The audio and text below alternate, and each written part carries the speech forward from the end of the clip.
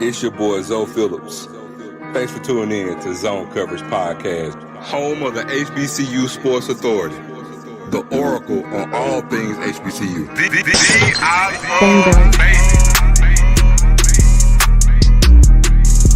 going to tell you like this. If I tell you a mosquito can pull a wagon, don't ask me no questions. You better look at it.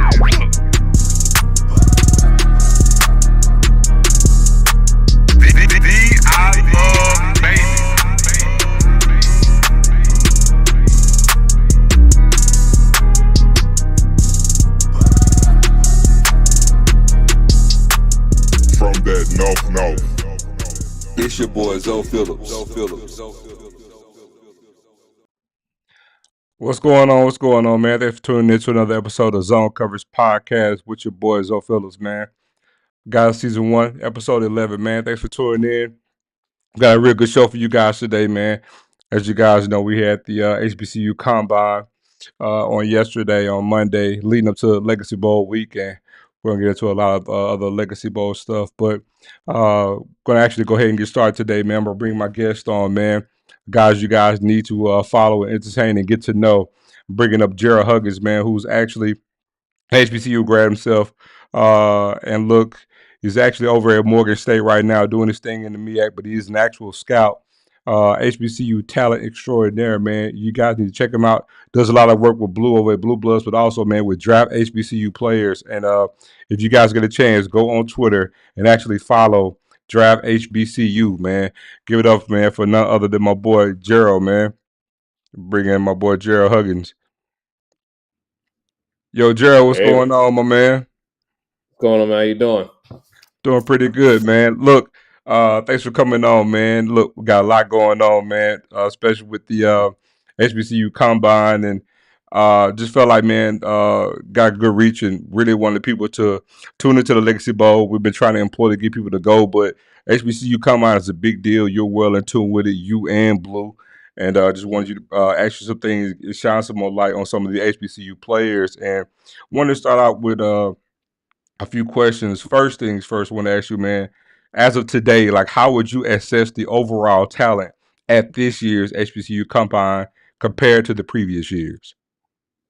I'll say, I'll just say what the scouts and other personnel have told me. They said it's been the best they've had there. So that's a testament to the team. My mentor Roman Oben gave me an opportunity to conduct the interviews last year. We'll help facilitate them with the scouts, and then this year, him and Daniel Van Norton gave me the opportunity to do all the personnel. Run the personnel, facilitate the personnel for the roster for the HBCU Combine. So there was a lot of people that had their hand in it to help us out. But for to hear that, it was like the best roster they've had. And I had something I played a major part in that, man. That makes me feel good. It's a testament to my hard work and dedication to the craft. So it's all a blessing. And, I'm just happy to see the guys get the opportunity to display themselves. And, then there's no question marks. Like, hey, you ran what you ran. You put up on the bench what you put up the bench. You moved how you move. And that's who you are. And your tape, in between your tape, your measurements, and your testing numbers, that's who you are as a prospect. So there's no more question marks. So we we eliminate the biases and all that may be out there. Hey, listen, you ran what you ran. You ran that 4.8. You ran that 5.0. That's you. That's who you are. So, all in all, I'm just happy the guys got a shot. It's big. They're on the NFL Network. You got guys like Steve White, Charles Davis, Bucky Brooks highlighting you as a prospect. A lot of guys don't get that opportunity unless they're at the Senior Bowl, Shrine Bowl, or Hula Bowl, and maybe not even the Hula Bowl, to be honest with you. So you're not going to see NFL Network really cover HBCU sports like they do down in New Orleans for the next, 3-4 more days. And I tell you what, since the talent level is at the best it has been since the inception of the game, do you think in this happening has the perception of HBCU football talent evolved in the eyes of NFL teams and scouts? Well, when it boils down to it, man, people just like what they like. And that's what it boils down to, when it comes to evaluating and trying to figure out, hey, which guys get drafted, which guys don't, and all that. It just really boils down to the guys that make decisions have something they like, and they have prototypes and they have sheets, and they try not to veer off it too much. And I respect it, because I do the same thing when I'm recruiting at Morgan. I know that I don't like short outside corners. That's not me. I like DBs and safeties. I like DBs and wide receivers that play both ways and play basketball. That's just a preference I like when it comes to recruiting. So the NFL scouts, NFL personnel, the GMs, the owners, what they like is what they like, and you have to fit their criteria. And that's just kind of what it boils down to. I know every year, there's always going to be a discussion about why no HBCU players drafted. I used to feel that way too, but now I got a little bit more connected and kind of see how things move on the upper level. And it's like, okay, when you look at measurables and timing and upside and body types, all that stuff, it matters. It matters. It may not matter as much to some as it does others, but it does matter. So I will say, yes, the talent is becoming better, but that probably just means more opportunity for guys to get into camp. And I'll take that. There's always going to be draft HBCU players, but there are guys that I feel like do deserve to be. But end of the day, the goal is to make it on the roster, however that may be. Either do mini camp, try out like a Brandon Codgerton, or your PFA like Ian Wheeler from last year. And they both made the team. One made the team when he tore his ACL. So that just shows how good of a player he is, and they see his upside. Okay, and outside of the measurables, do you think there's anything that HBCUs can do to help them to get more scouts to prioritize players at HBCUs? I would just say, schedule better. I know there's certain schools that schedule very well. I know South Carolina State, historically has been known for scheduling really good out of conference and Power 4 games for sure. They stick out. FAMU's always been pretty good with it. I know Alabama State's pretty solid with it. Alabama A&M, they do a good job with it too. Those are off the top of my head that I know every year I'm probably going to see a P4 team on their schedule guaranteed, and it's a beautiful thing. I know that can help, but it also helps to just have people within your school that are connected with scouts, that have some sort of rapport. Like scouts actually trust their evaluation. So like if a scout comes to a school and you tell them like this is the kind of player they're going to get, if they don't really know who you are personally, don't really know your work from an evaluation standpoint, then they may not give your guy the grace. But if they trust that, hey, like certain schools, like Ohio State, their receivers are going to be pretty polished. At the University of Washington, I know growing up, I always knew University of Washington to have a lot of good DBs. Same thing with Texas, same thing with LSU. You just know. Certain schools, that they're going to have good offensive linemen. That's just how it goes. So I would say find your niche as a program and stick to it. Like Alabama State is probably going to have a third guy make it into an NFL camp this year from the cornerback room because they have a type. They like tall, big, physical corners. That's just their thing. So having a type, sticking to it, having guys that have good rapport with NFL personnel and guys that can come and, advocate for your guys, it goes a long way. But all in all, the players got to play. And then honestly, you could go further back and just say, recruit guys that have league potential, like recruit kids that are prototypes. And then you just have to, develop them. So once you develop them, those are your guys. But we also know that with developing FCS guys now means they're going to become good. And by their sophomore, junior year, they're going to get plucked. So, end of the day, you just got to replace him with somebody else. Like, so for your example, Drew Thompson fell right to y'all. He's a Florida State guy, and y'all just. I could go. The list is long for amount of drop downs that Jackson State has on their roster. But guess what? Y'all built a certain way. Coach O and Coach TC put together a game plan. That's how they're doing it, and it worked out. Got y'all a ring. Y'all established that very early in TC's coaching career at Jackson State as a head coach. This is how we want to build our roster. Y'all did what y'all had to do, and here y'all are. So, and that's why, for the most part, y'all, FAMU, even now North Carolina Central, as of recently, like, people don't mind coming to your program to find players. That's just how it is. So y'all have, there's no one answer, but you could see the difference of how teams recruit to where their guys end up going on the next level. It goes hand in hand. Okay. And look, so we can actually get into some players. Like, look, we know the actual standouts, and we're gonna get to those. Like, so initially, first one.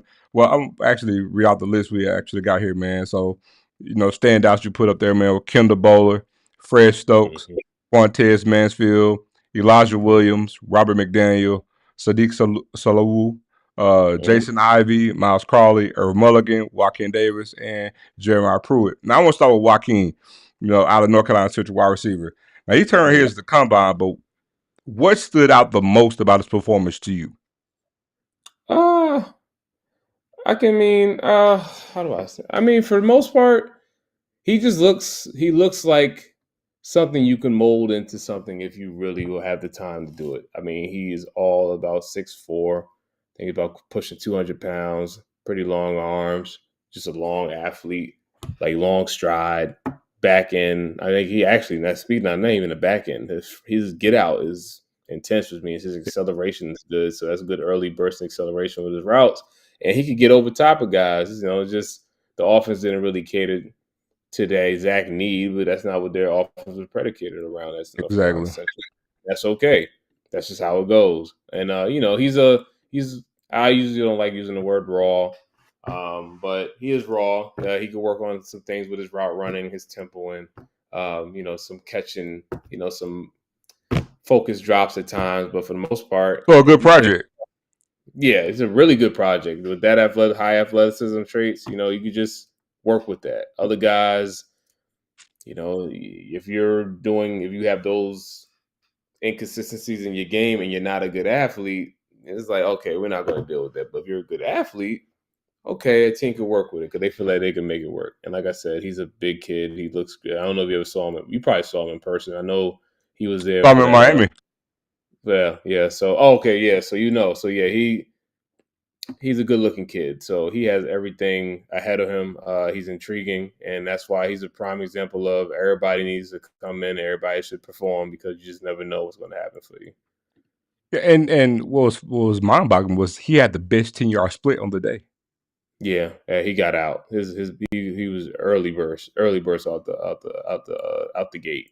It was impressive on that tall, which was crazy. So knowing that, so what aspects of his game translate well to the next level, and what areas might he need to refine outside of? I know we mentioned about catching, but what of his game do you think best translate to the NFL? Just be able to stretch the field. It never hurts to have a guy that can go down the field, stretch the field, open up the intermediate areas for you guys that like to run over routes. They like to do a lot of clear out, and then he may occasionally get behind somebody and hey, throw it deep. And like I said, he has some focus drops at times, but for the most part, that happens with a lot of deep threat guys. They're gonna drop a couple, but the ones they catch, go for a long one. So if you're willing to deal with that, he's kind of like in that Shaq Davis build, that Shaq Davis mold from South Carolina State, tall, lengthy kind of guy, good athlete, can get over the top. 50-50 if you need to, but it's just a route running savvy. It's just some guys have it, some guys don't. I think he has upside to do it. Talking to him, he seems like a young man that wants to do it, and I think he's even more motivated by realizing, oh dang, like because scouts started talking to him, and that's just how it goes. It's like, okay, now, okay, we didn't really have you on our radar, but okay, guys, like you went from we don't know who you are to okay, now bring you in from mini camp, see what you could do to I don't know, it might get signed and end up in camp. You just never know. So it was really cool to see that, because it's always that one guy you're like no one really knew about. Mm-hmm. A lot of people didn't know about. Some did, but for the most part, the general public didn't know about. And they have a good combine, and we'll see what happens, man. You never know. This kid might end up making a roster. Who knows? All right, then we got Jack State Mulligan, who showcased impressive athleticism. What separates him from the other running backs in this class? Oh man, I love how he runs. He angry. Don't touch him. He don't like people touching him. But he gonna run through your chest, and if you're not ready for it, then he's gonna beat you up. He's gonna beat you up, beat you up, beat you up. And if you don't tap out, he's gonna find a way to make you tap out. I like him as a runner. You know what I like about him? His numbers translated to his tape. A lot of guys have these real funky numbers when it comes to their testing measurables and stuff. It doesn't translate to their tape. Irv's translates to this, that early burst and acceleration through the line of scrimmage. Like, it's not a long speed guy, you know. He's not a 4.4 guy, 4.38 guy, but he's the guy that's gonna get you 5, 2, 7, 10, 20. Maybe have to come out for a little bit, come back in red zone, and he gets you into the goal. So I like Irv a lot. I think what shocked me, Irv was running the gauntlet, and he showed some good hands running the gauntlet. And some guys, when they run the gauntlet, they do a lot of waving because they're scared of the ball. They can't track the ball. Irv was pretty straight. He had a good linear plane. I was very impressed with that. So I know out of the backfield is an underrated part of his game. He's good with screens out of the backfield. He's pretty creative.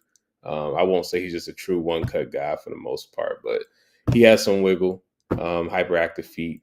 He can get in and out of his cuts in the mesh or the wash, I would say. So, I mean, Irv is a very intriguing prospect. The only thing that hurt Irv is that there's 30 running backs with a draftable grade this year. But I think he understands that, and he's one of those guys that could get into camp. I've seen guys that weren't from our level that weren't the running back he is, and they made it. So you can't tell me behind a good offensive line or even a serviceable one at the NFL level, he can't be a productive running back. So what type of backfield role do you see him playing in the NFL? Could he be a change of pace back, or do you see him more of a special teams weapon? Change of pace. Change of pace back could be fine. I think he could end up working to being your early down guy. He could be a setup guy if you want him to be. But I think he could come in and just be like similar to what Emmanuel Wilson does for the Packers. Mm-hmm. You know what I mean? Just come in, and it's not like a huge fall off. It's just like, okay, hey, listen, all right, RB1, he took us all the way down the field, 50 yards. I just need you to, he needs a little rest.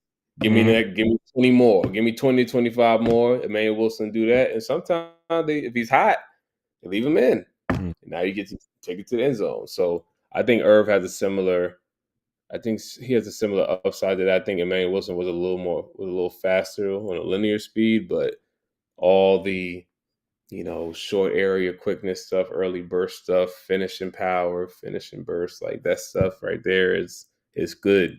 That forward lean, never really trying to go backwards, fighting for yards. That looks good on Irv, and he's well put together. So I think he'll be fine. I don't really see a lot of injury concerns in his future.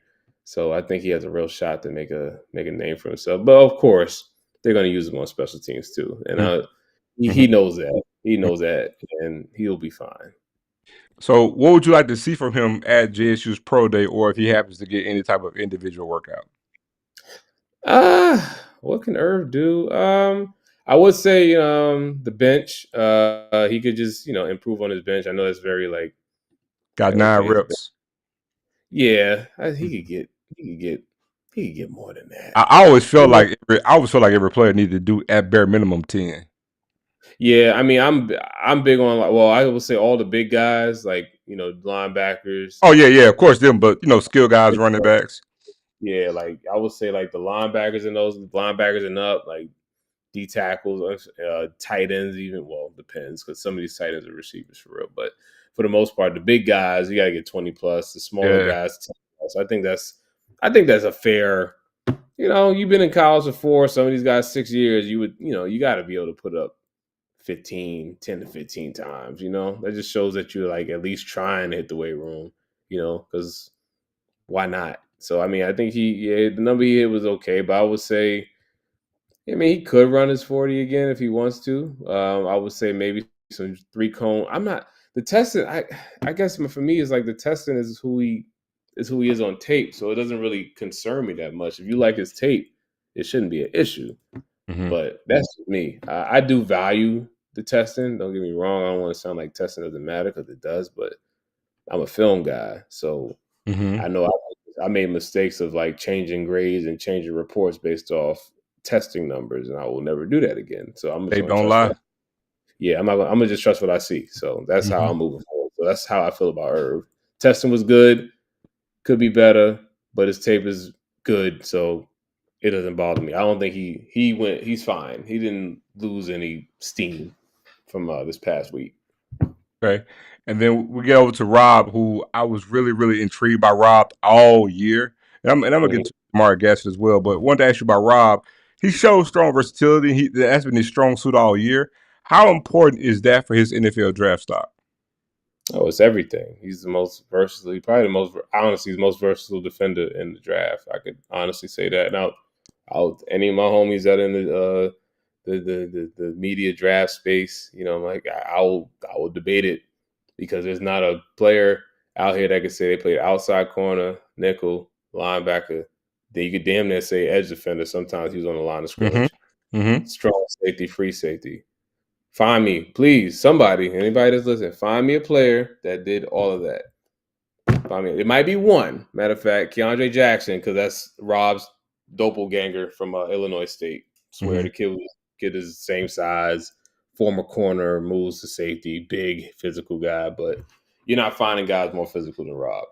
People speak to how badly he beats on people on tape. I remember when I first saw him, he was at Alcorn rotating, which is, to this day, I don't understand that. But he was rotating at Alcorn at corner, and they had him in some very inopportune situations coverage-wise. I'm just like, man, if they could just get this guy near the line of scrimmage, we are cooking with grease. And so I know the first game he started was against Jackson that year. It was in 2023. And I remember he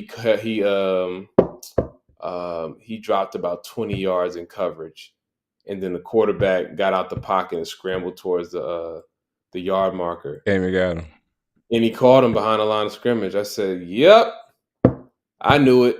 This is a guy." And I saw he transferred to Jackson. I called Coach O. I was like, "Oh, you got a dude." And Coach O's like, "Yo, they got a plan for him. He ain't getting in depth." And I was like, "That's cool. I understand. Technically I still work at another school, but he was like, 'Yo, we got a plan for him.'" And in my head, I'm like, "Oh, if they just put him near the line of scrimmage, he's going to be so dominant." And that's what y'all did. And then, guess what? Hey, we need you for the playoff. We need you for the championship run. So let's throw you back at corner and just shut down their best guys. I'm like, and he did it. He actually did very well. Rob will tell you he'd rather play corner, but he's a football player. So I've been high on Rob since last spring. So there's nothing anybody can tell me about Rob McDaniel that I don't already know. And so look, I was gonna say, so here's the thing. I was actually talking to Scotty about it, and I made a point to him. I'm gonna ask you about it. I thought about this. Do you think in any kind of way that, cause I feel like their game, I'm gonna get to it, I feel like their games are similar. Do you think that Rob in this state of time is going to benefit from Malcolm Bell?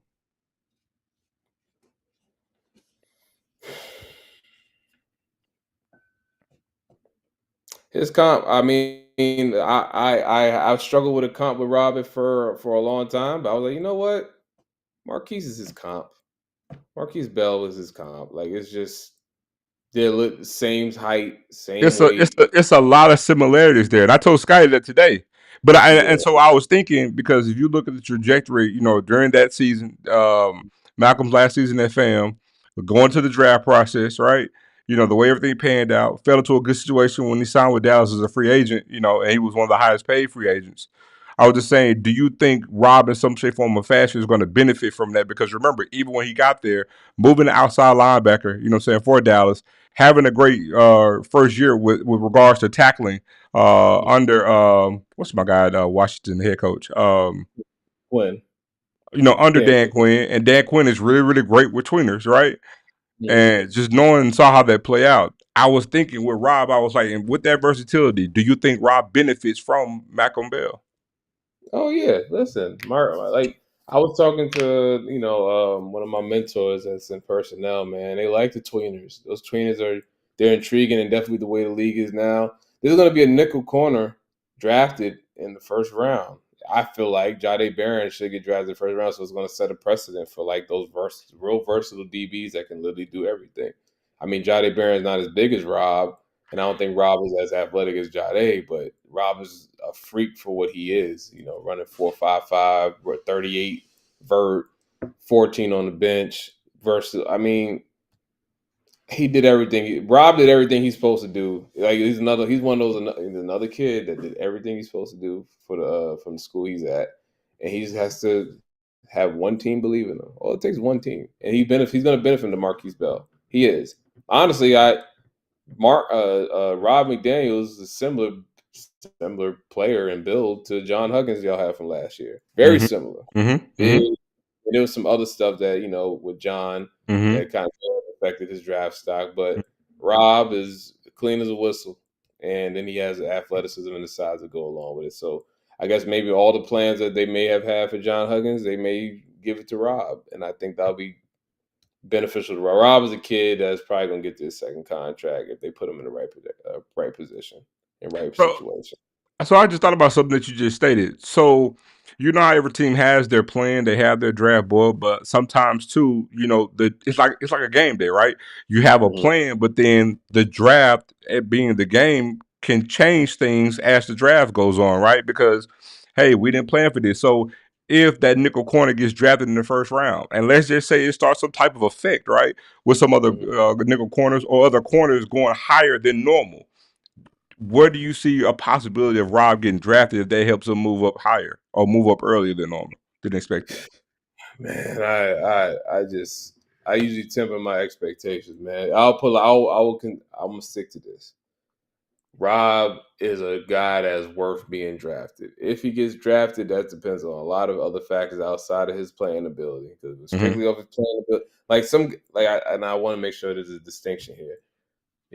Having a draft grade and getting drafted are two different things. There are guys that don't have draftable grades from me that are going to get drafted, and vice versa. So that's just how it goes. It's like positional value, what the teams need, how deep the class is. It's not a deep safety class, so that bolts in Rob's favor. I would like to see how his numbers stack up against a lot of guys who are going to be at the combine. I still believe that Rob is the most versatile defender in the draft class this year, and I still think he's the most physically dominant defensive back in the class this year. So I think those two things bode well for him. Everybody was just waiting to get a piece of Rob. I was facilitating the interviews with the scouts. Bless Rob's heart. He did every interview well, even though he had back to back interviews both days. He stuck it out. He spoke very well. He has a great media trainer, a great agent over there with Rashida Liberty. So him and Herb actually are under Rashida Liberty. So he is doing everything in his power. So between his measurements, his tape, his upside, and his interviews, he is a draftable guy. If he gets drafted, I would love it. That'll make me happy. I might shed a tear. But if he doesn't, he'll be in camp and he'll be on someone's team. Simple and play. Simple. Well, look. Are there any underrated players from the HBCU Combine who might not be getting enough attention? Isaac Anderson is a dude from Virginia Union, small school guy. I got to show him some love, man. About 6'2", 290 plus pounds. I've seen this young man do backflips, one-hand backflips. He's a really good athlete. Very happy kid. He'll be a locker room guy. He's not gonna mess with your locker room. He'll be one to bring the excitement, bring the joy back to the game. You got some guys like that just love football. They love to play. So you want to root for a guy like that. I will say a guy, Stokes, Fred Stokes is a guy I want to highlight because we were down to maybe a month left in the maybe a month and a half left in our with our meetings with the HBCU Combine roster, and I was just I was like, maybe I want to make sure I didn't miss anybody, so I went back and I saw this kid Fred Stokes when he played against Michigan State, and it was really good tape, setting the point, long arms, showed extension, showed the ability to strain and torque. The hustle was there. Sundiata, you remember Sundiata Anderson from my grandma, is like that kind of hustle. Yeah, that kind of hustle. You like to see that from these big, tall guys. He's about 6'5.5", about 260 pounds. It's intriguing. And then once again, he tested well. So, hey, if he didn't test well, we wouldn't be having this conversation because you're just another tall guy that's not athletic. But he showed the athleticism that's going to put him in position to be okay. He ran a 4.7, 35.5 vert, 10.4 broad. That's pretty good for a defensive end. That's actually, I mean, I'm fine with that. Beating out some running backs on vertical. Yeah, well, beating out some running backs on a few things. Oof, but Jason Ivey is a young man I want to highlight because I think his measurements will probably still be the best out of anybody. Even after the combine, I don't think there's an offensive lineman that will have better measurements outside of maybe the weight. But he's about 6'4.5", 287 pounds. What I have here to have him at, he has, look at this. He has 10 and 5/8 hand, Oof. 35 and 5/8 on the arm, and 85 and 6/8 on the wingspan with a 5'1", 640, a 1.7 split, 26 vert, 87 broad, and 19 reps on the bench. So he's like a guy you bring in. He's a little light. Put some weight on him, make him a guard, or you can make him a tackle. But the arm length there, they probably would like that length within the interior of the offensive line. And he's from A&T. A&T is known for having good offensive linemen because they have one of the best offensive line coaches in the country. And he's been there for years. So I'm going to lean on the side of this kid is going to probably be more developed than most offensive linemen you'll be able to grab from our level. So upside is there, really there. Cool. Well, look, what advice would you give to HBCU players looking to boost their draft stock? Start training earlier than the middle of January, for Christ's sake. I didn't know that our kids were not training until January. I did not know this. And this is darn near all of them. They're not training early. Please train. 1. 2, when you have an opportunity to be in front of 50 plus NFL personnel, and I'm not joking when I say there might have been 60 people, 60, 70 NFL personnel there. You show up. You show out. You do as much as you can. If you're injured, cool. If you're not injured, just run. Yes, you might not like your time, but now you know where you stand and who you are. Because you're going to bank on a pro day. There are scouts that came for certain guys, and certain guys didn't perform. Mm-hmm. So what does that scout? That scout has a family. He got to go home. He got to report to his bosses. His guys are above him. So what are they going to tell him? Oh yeah, you didn't run. Waste of a trip. So just take full advantage of the opportunity, fellas. There's a lot of people behind the scenes that are fighting for you a lot every day. And the last thing they want is to feel like they're wasting their time because you're not going to show up and show out. But I'm not going to beat the dead horse. End of the day, I'm happy that all the young men, they got through the combine without any injuries. They can go back home if they want to. They're not in the Legacy Bowl. They can go get ready for their pro day. But just please, moving forward, guys, start training. Give yourself 2 weeks off. Your butt needs to start training you got to be training before Christmas. You have to. Train before Christmas because you're not going to do anything during Christmas break. You should want to do something because, it's a job interview for the NFL. And imagine going to your job interview like, oh, yeah, I'm not ready. And like, oh, get out. That's what they're going to tell you. So, yeah, just please take advantage of your opportunity, fellas, and start training early. It'll benefit you in the end. And be mindful of who represents you. Huge one.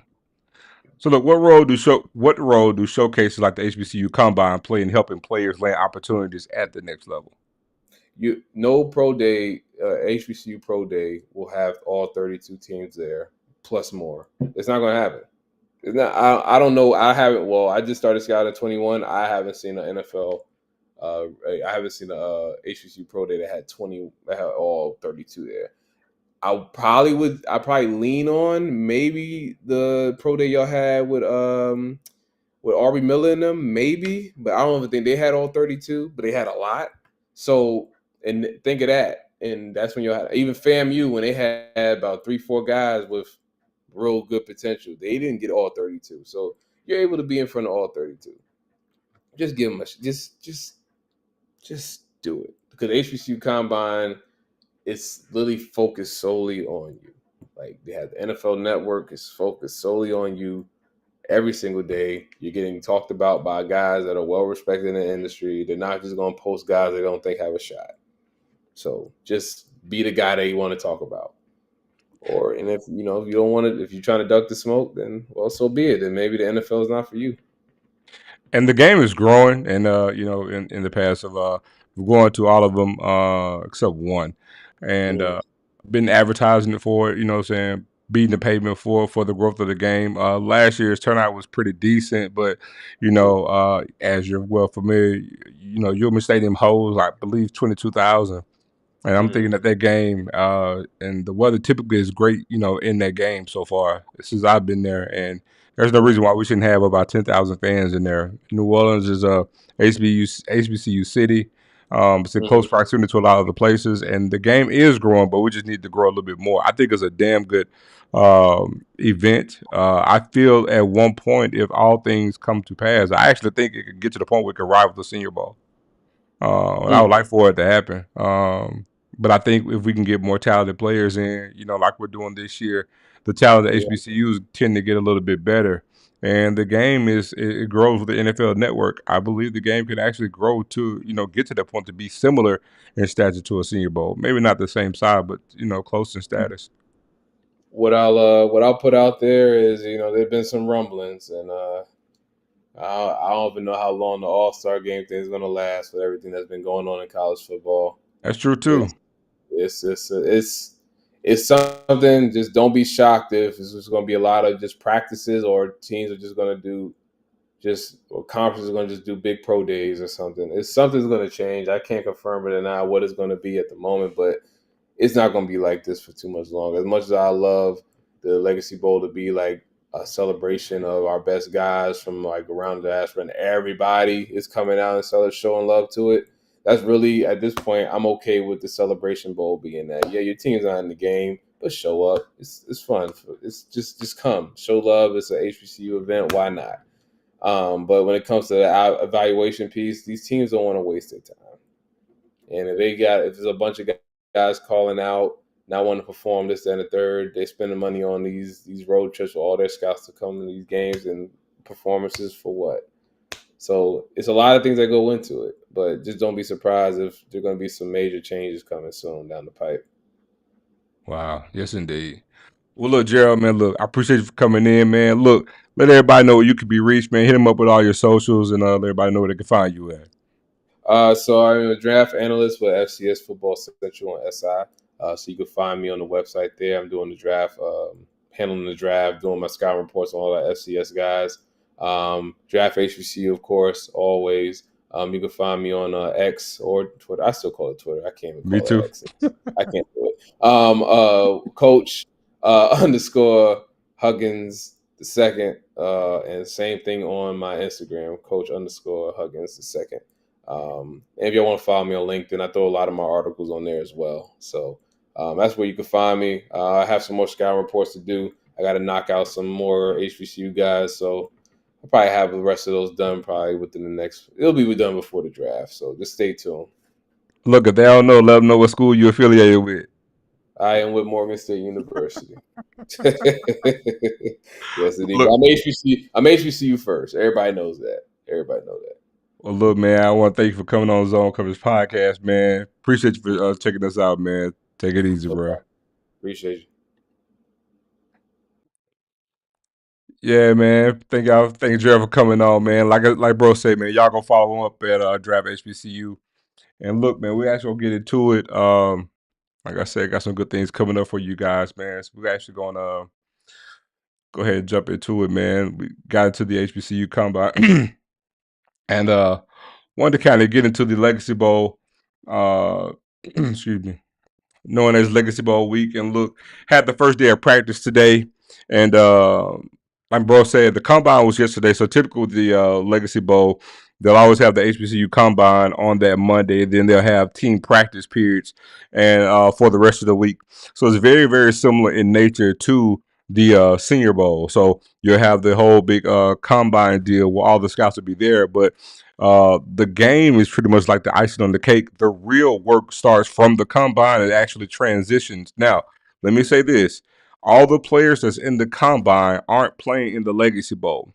However, the Legacy Bowl practices are still a great way of segueing for those talent scouts, NFL scouts, to actually check those guys out. And they actually weigh heavily on practice, and they were fully at practice today as well. So today was day one when you had a press conference as well, when you had Team Gaither and Team Robinson. Team Gaither consisting of the CIAA and the MEAC, and then you have Team Robinson under aka Eddie Robinson, featuring the SIAC and the SWAC schools, or being head coached by T.C. Taylor and Sam Shade.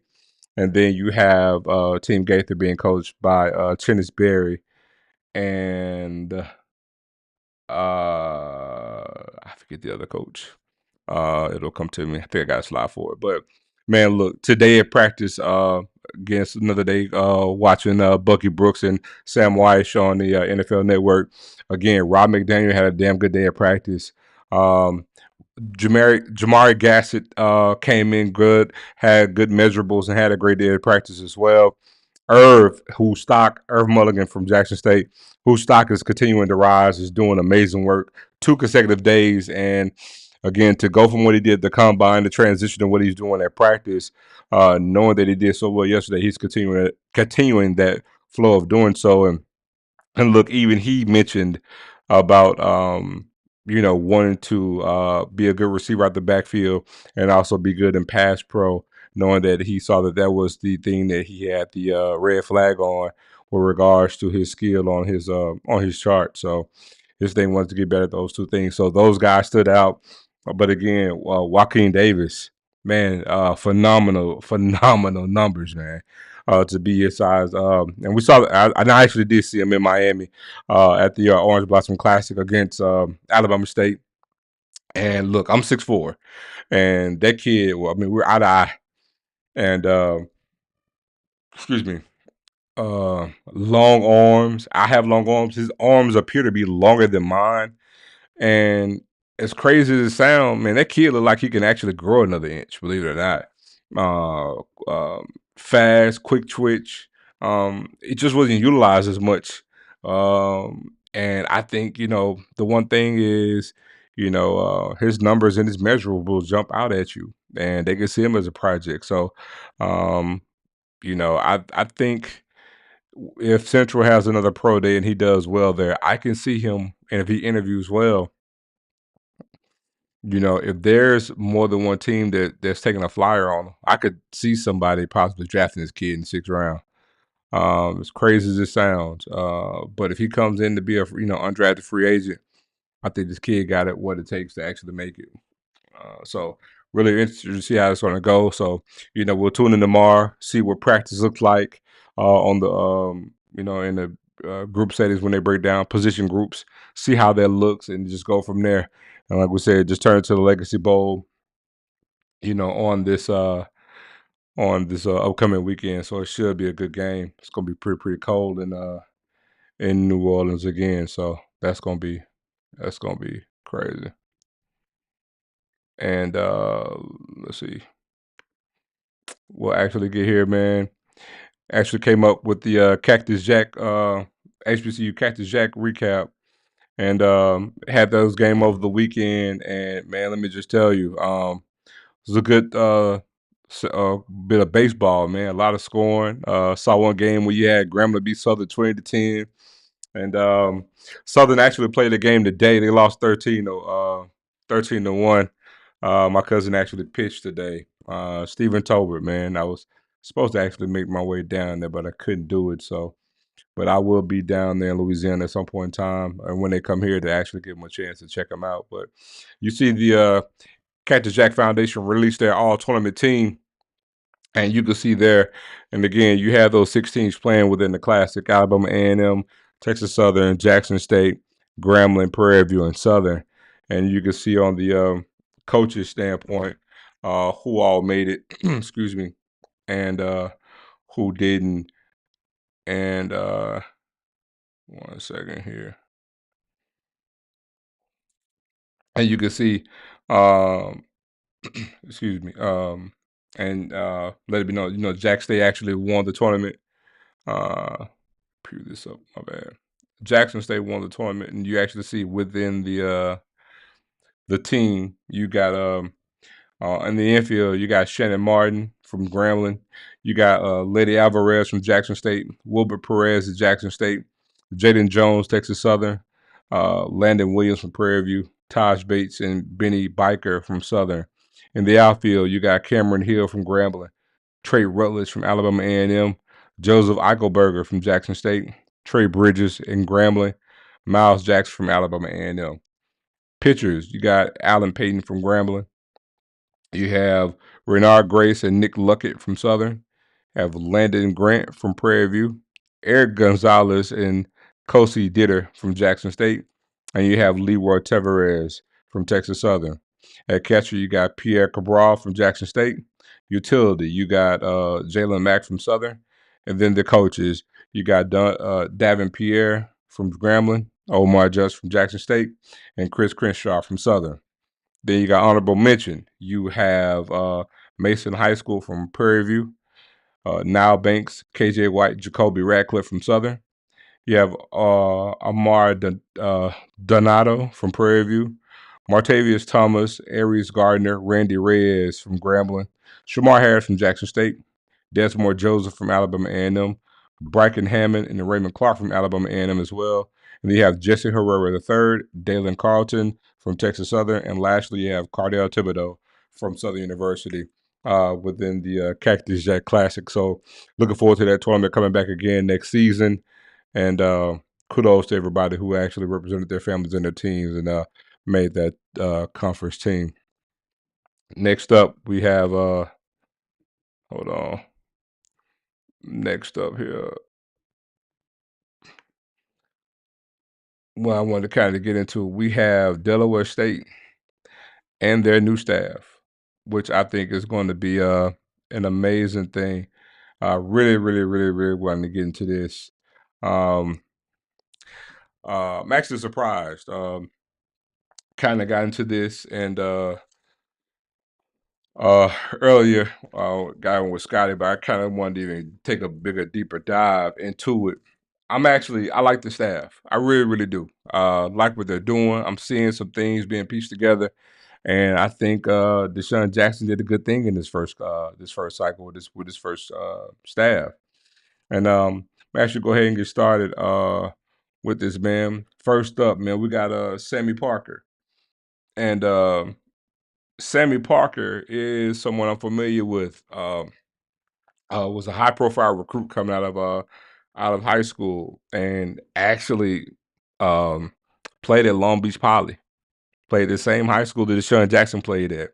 From Inglewood, I believe, but played at Long Beach Poly. And if you guys don't know, Long Beach Poly is the very decorated high school in Long Beach, California. It is the most producing NFL high school in the country. No other high school to send more players to the NFL than Long Beach Poly. And they have a rich, tradition-rich football pedigree at their school. So football powerhouse, the Jackrabbits, right? And Sammy Parker actually played there, ended up signing with Oregon, and actually got drafted to the NFL by the Kansas City Chiefs, right? And he's actually been coaching for a while, coaching the wide receivers. And Sammy, excuse me, Sammy Parker coached at Washington State, coached at Rice, coached at Fort Valley State, and was coaching in North Alabama, the wide receivers. And so that's where he is now. And I think it's a damn good pickup. But again, there's familiarity there for Deshaun Jackson. And this is a personal connection. Like again, got this coaching staff is going to have a California feel to it, and it's going to have an NFL feel to it. And coming to an HBCU, especially one that hasn't really had the success like Delaware State did, I think that's a very, very tantamount hire, right? So you got Sammy Parker. Up next, you got Brandon Blackman. Now, to me, this was the only real question mark within the staff. But again, I still think this could be a solid pickup, right? Brandon Blackman is the defensive coordinator.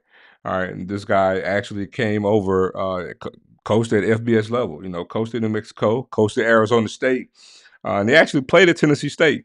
So well versed with HBCU ball, and he's coached at a JUCO, but also coached, like I said, New Mexico and Arizona State. But he's been on defense and offense. Was once a tight end coach and actually coached DBs, and he was a defensive assistant.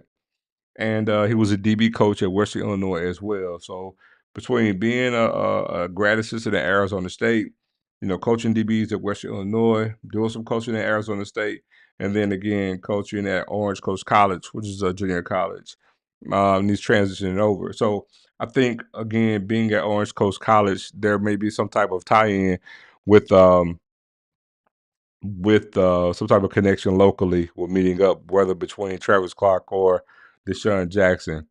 But this is the only question mark in this hire to me. Not saying that it's a bad one, but it's the one that kind of raises your eyebrows when you look at everybody else and how they stack up within this staff, right? And that's with Brandon Blackman. Next, you got Jonas Jackson up. Jonas Jackson, D-line coach, right? All right. Jonas Jackson was lastly at Prairie View. Prior to being at Prairie View, coached at Delaware State previously, right? But this guy's done some work because he was a defensive coordinator before. He was actually a defensive coordinator at Albany State and Savannah State. And when he was at Albany State as a D coordinator, right, his units at and back in 2019, they were number 2 ranked in the country, right, for total defense, and number 2 in the country in passing yards allowed per game. So, and he's put some stout defense together at the D2 level, but within HBCU at Albany State. Albany State is in HBCU ball is a football powerhouse. Albany State is a power in the SIAC, and he's fielding some damn good defense within that conference. So I think it's a good look. And again, he has familiarity knowing that he's once coached at Delaware State. Good solid pickup as the D-line coach. And next up, we go to Sean Weston. Sean Weston is an actual interesting hire as well, because this particular coach, when you talk about Sean Weston, this coach, again, he's from Inglewood. I think he went to Inglewood High. I don't think he actually played at Long Beach Poly, but still, he's from the area, right? Played at Texas A&M, and he was actually the defensive coordinator at Wilson with Travis Clark and Deshaun Jackson. Now, if you guys aren't well versed, at Wilson High School, these guys went to the state championship last year. Travis Clark was the head coach. Deshaun Jackson was the OC, and Sean Weston was the defensive coordinator. So now the three of them are actually going together as a group package over to Delaware State. And Sean Weston will actually be the DB coach at Delaware State. So again, continuity, California, but again, he played at Texas A&M. So again, I think a solid, good move. Familiarity for the head coach Deshaun Jackson. Next up, we got Donovan Warren. Now, Donovan Warren is an actual defensive assistant on this staff. And Donovan Warren, if you guys are familiar, yes, it's Donovan Warren that actually played at Michigan. Got to the NFL, and when he got to the NFL, pretty much was on like a practice squad for about, I think, 3 or 4 seasons. But guess where Donovan Warren is from? Long Beach, California. Guess where he played ball at? And he was a high-ranked recruit. Long Beach Poly. Another Poly kid. So I can tell you right now, they're going to recruit California pretty tough over here at Delaware State. And like I said, Donovan Warren's just a defensive assistant. So again, now, next up, huge pickup on this staff. Eugene Chain. Man, let me say this. He's the O-line coach, run game coordinator. This is a solid pickup. This guy here, man, played in the NFL for 8 years. He was drafted by the New England Patriots, right? He was an assistant O-line coach in the NFL for 10 years. And he actually won a Super Bowl with the Eagles the last time they actually went to the Super Bowl and won it. But he's been an assistant O-line coach in the NFL for 10 years, and now he's going to be O-line run game coordinator at Delaware State. And he's well-versed with the area. And he played with the Eagles and the Chiefs. Man, that's a damn good look for Delaware State, right? All right. Moves on. Emerson Martin. All right. Emerson Martin. He's the O-line coach. He's been coaching O-line for 25 years. Now, the main thing about this is he was a Bill Walsh intern. Coached the O-line for the Pittsburgh Maulers in the USFL. And coached at Warren University. Actually coached previously at St. Augustine College. It's another HBCU in the CIAA. And he actually coached in junior college ball as well. But he's a Bill Walsh intern, and that's a reason why I mentioned that, because that's going to prove to be a poignant thing later on when I get to the end of this. Next up, you got Tom Sims. And Tom Sims played in the NFL for 7 seasons himself, and he's a D-line coach, right? Played in the NFL for 7 years. I want you to take a guess who he played for. Played for the Kansas City Chiefs. He's been coaching ball since 1997. His resume is lovely. He's been a D-line coach at Western Kentucky, Eastern Michigan, Minnesota, Illinois, Kansas, Youngstown State, Pittsburgh, Savannah State, UAPB. And but the tie-in, Kansas City Chiefs. I'm gonna keep mentioning it. You see me keep saying the same name, Kansas City Chiefs or NFL intern. Really, really major within the staff. Next up, we got Nemo Washington. Nemo Washington is the OC. All right. Now, Nemo Washington, you guys are familiar, played at Bowie State. Actually coached Amir Hall as a GA and assistant quarterback coach at Bowie State, and coached Amir Hall, who was a dog at Bowie State. But Nemo Washington, he was the actual OC for 3 years. He was assistant head coach, quarterback coach, and OC at at Mulligan University. It's a D2 school. But the previous 3 years, he was an offensive analyst for the Browns. He was also a Bill Walsh intern. The Bill Walsh intern, him being a Bill Walsh intern, is actually the cause to get him up to the Cleveland Browns. He's been there for 3 years. And like the move, because what it shows to me or says to me, and last we'll get into Travis Clark later. What it tells me is the majority of these staff, they're either from California or they got ties to the NFL by way of the Kansas City Chiefs. All of them. So I think D-Jack actually used a resource with regards to Andy Reid to assist him on some of these guys that he actually hired. I think it's a damn good mix. Now the main thing is just trying to get an idea of what they're going to run offensively and defensively. But again, and these guys, or a few of them, they're well versed within the MEAC, so they're not jumping into this blind. So I actually like it. I think it's a good solid mix. So now after Nemo Clark, like I said, we got Travis. Excuse me.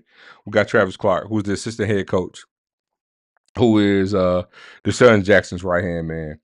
And I'm very well versed with Travis Clark. Been coaching high school ball and well connected on the local California scene for about 25 years. And look, he actually coached at Lawndale High School for quite a few years before he came over to Wilson last year.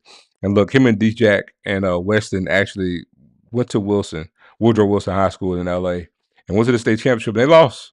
But that school is not a powerhouse.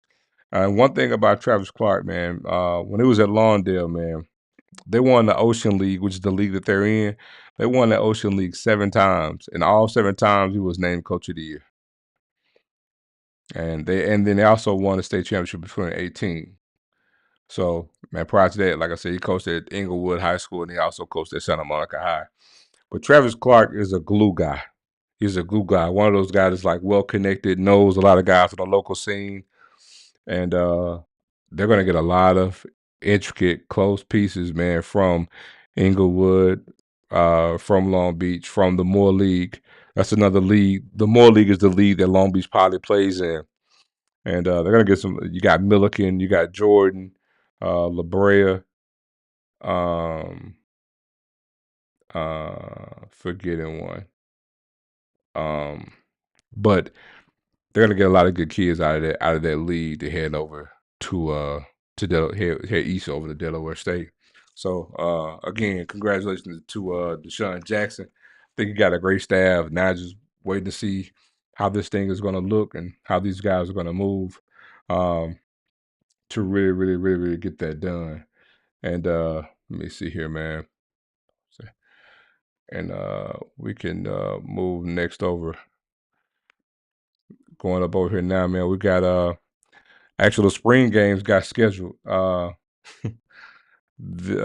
Came out today, man. So we learned for an example, actually learned Bethune-Cookman released it today, man. They're gonna have their spring game on April 12th. They'll be starting excuse me, their 15 practices toward the end of March. And then we actually got Jackson State releasing their week. As you can see, Blue and White week will actually be from April 1st through April 6th, with a Blue and White game on on April 6th, which is going to be a damn good turnout. So can't wait for that. Definitely looking forward to that. And then lastly, kind of wanted to get into this, man. You got Prairie View. Prairie View, man. If you guys remember last week, Prairie View got their homecoming game canceled when the school they were actually playing, American or New American, whatever it was, they actually followed the football program. Well, Prairie View actually came out today and did it again. Now they're showing they're going to have their homecoming game, but they're actually going to play Lincoln University out of California. Kind of one the same. Difference is Lincoln University actually got a logo at least. But I knew this was coming because they were so late in the game. They were going to have any choice but to possibly sign this or get a really bad D2 team to get in. But the D2 team would have been better than this. So they were able to salvage their homecoming, and actually continue to have 12 games within this. So I guess kudos to Prairie View for being able to maintain that or get that actually done. All right. And then next up, we got Jack State with their newest signee, kind of late to the party. They will actually sign another player here, man. You got Trevon Evans, who was a pretty good player. Hold on a second. Man, 6 feet 215. I'm sorry, 6 feet 210. Out of Lakeland, Florida, man, from George Jenkins High School. And late signee, running back, which still is going to be a good pickup for Jackson State, to an already loaded running back room, as you guys know. But nonetheless, man, anytime you can add any type of quality depth after signing day, and this is actual signee, so pretty good pickup, good measurables. But again, every last one of us will actually be adding players throughout the summer months. Even more so, it'll get started once the spring season actually finishes up, and we'll actually make way over to that, man, and close this thing out, man. I actually wanted to get into this Black History Month fact for you guys. Pull this up here. There we go. Man, so on this day, today, Shannondale. Okay, hold on one second. Pull this thing up.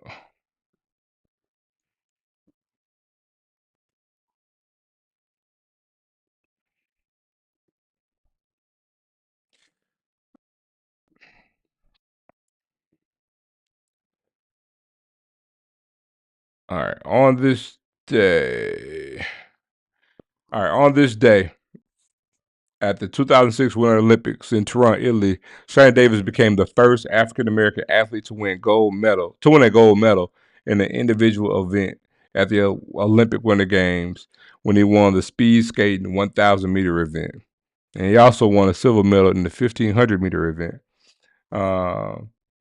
So just wanted to bring it up, man. First African American to win the gold medal at any winter event, Shane Davis, on this day. Back in 2010, man. So want to bring it up, man, as another Black History moment. I'm gonna jump into these comments right quick, and then we can get ready to comment out, man. If y'all got any questions or anything, man, feel free to drop me a comment or a question if you guys got any. And see everything here, pretty much it. Outside of that, man, look, want to thank you guys for tuning in to another episode of Zone Coverage Podcast with your boy Zoe Phillips, man. And look, we'll catch you guys on the next go around, man. Take it easy. Good night.